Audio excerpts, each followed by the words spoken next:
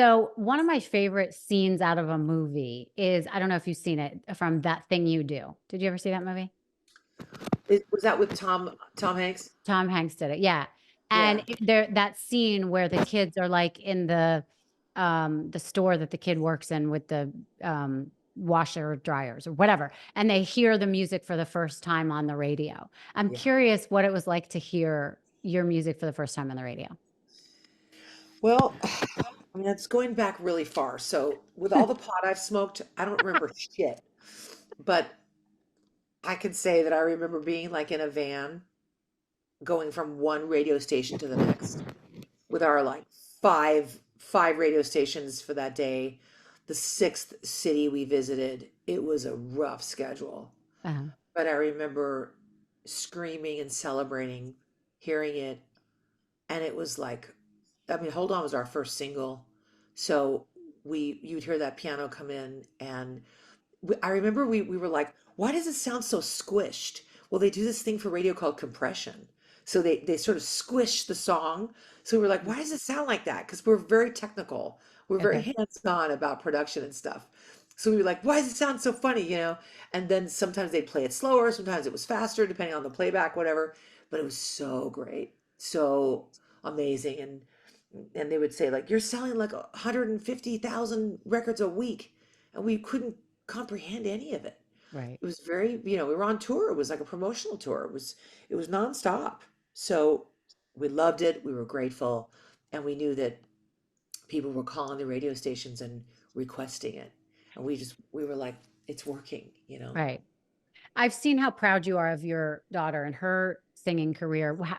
How did your parents, I mean, your parents must have been so proud. What were the conversations between you and your parents back then? Well, we weren't really seeing our dad much in the beginning, but then later, later when we kind of reunited about 3 years after the first record came out, he had told us that he was following us on the charts every week, and he loved our sound, still loves our sound, Mm. and still talks about he loves our group, and it's very precious. And mom, the collector of all the newspaper articles and magazine articles and all the records. I mean, I'm here. My office is messy, so you can't see. I've got my Mhm. I'm blurred here, but I'm surrounded by all the gold records, and I'm very proud of it too. So they've always been very, very proud, and just like sort of blown away. And it reminds me of sort of the Beach Boys too, the way my grandma Audrey was always there on the side of the stage watching her boys sing. And there's a great sense of pride that I think is passed down from the first to the second, now to the third generation, you Right. know. Yeah. How does it feel seeing songs like that? I mean, your music in general, but especially that song, change different generations, like being in Bridesmaids and being in all the films that it's been featured in.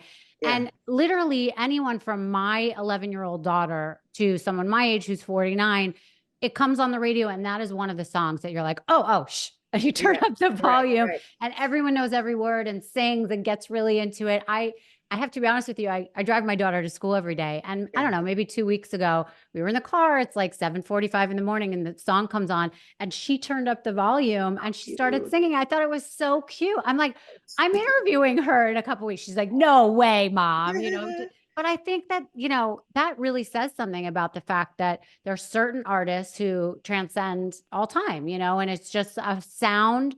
It really is the sound too that is so, it gives you chills, Thank when you you. hear that song. And the first couple notes of the song is so recognizable Yeah. and it really makes you feel a certain way. And again, I'm not someone who is brought up with music. I'm someone who is stuck in, I wish I was born in the 80s. Like I mean, I love Daryl Hall and John Oates. Love, They're my jam. love.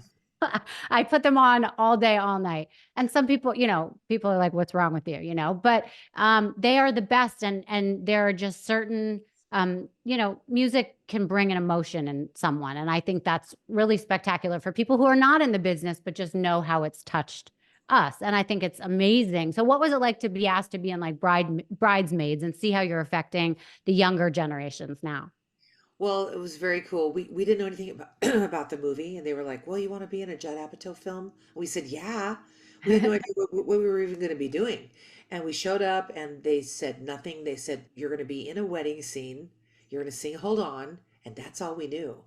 And then the movie came out and it was so freaking funny and like so perfect and just a little like the little storyline, how Wilson Phillips was kind of woven into the storyline, being Right. like their sort of guilty pleasure, like their best friend, that was their favorite. It was just so sweet. Right. Loved it so much, and the ladies were the best ever, But yeah, I mean, honor, just an absolute honor, and like you have to pinch yourself. You still it's still relevant. People still send me DMs and texts and I still see it. The song has legs. It has major muscles and a magical melody. And yeah, the sound is really, I believe that's really what it is. Yeah. But yeah, I mean, it's such a every time you get on the stage and you sing it and you see people's reaction, there's some kind of like special place that they hold the song. It Yes. represents something special in their lives, and Yes. it's very cool. For Yeah. you, do you have a favorite song of yours that you guys did or that you helped write, or was there one that stands out to you?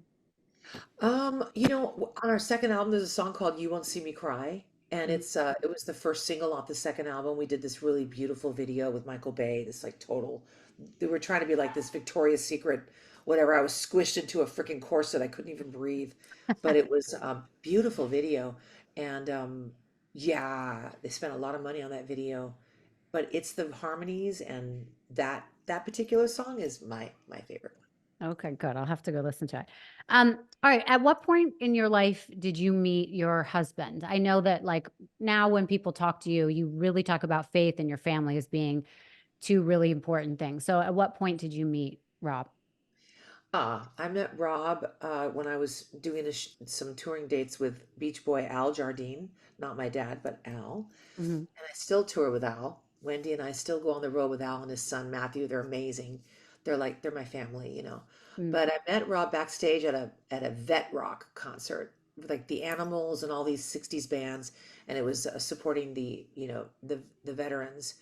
And saw him backstage in this food tent, and I was getting some pasta. I had worn these like really cute little butterfly clips in my hair. I put on extra perfume that day. I don't know, it was kind of a special day. Something was in the air, right? And I saw this guy with this totally fucking hot guy with this beautiful smile, beautiful, beautiful teeth. He was so cute.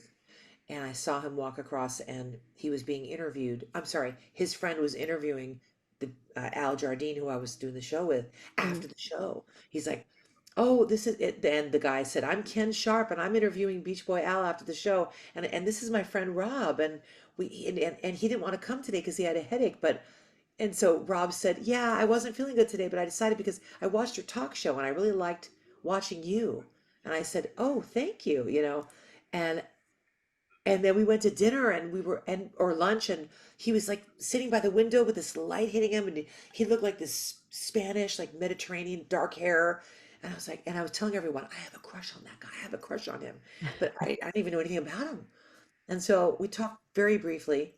I got home, and in those days, there was no cell phones, no nothing, but there were message boards. And I saw two Carney from Rob Bonfilio on the Wilson Phillips message board. So I was like, who's Rob Bonfilio? And I'm like, and I read the letter, and he's like, "Hi, it was great meeting you, and I loved your perfume. You smelled really nice, and I love your little Oh, butterfly clips in your hair." And I was like, I knew it. I knew something was up with these clips in right, my perfume. right. And I wrote back, I'm like, "Are you single?" That was it. So we were like magnets from that moment on. That was how we met.